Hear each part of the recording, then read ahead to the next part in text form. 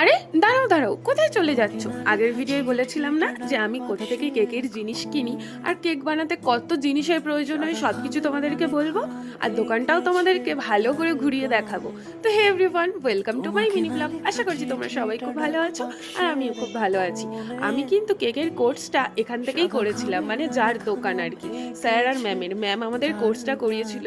আর এখন বর্তমানে ম্যাম এখানে নেই, তো স্যার ছিল দোকানে আর স্যার বলছিল ভালো করে ব্লগ করবি, তোর ব্লগ দেখে যেন আমার দোকানে অনেক কাস্টমার আসে। আমি বললাম আচ্ছা আচ্ছা ঠিক আছে, আমি তো আর অত বড় ব্লগার নই যে আমার ব্লগ দেখে সবাই চলে আসবে আপনার দোকানে।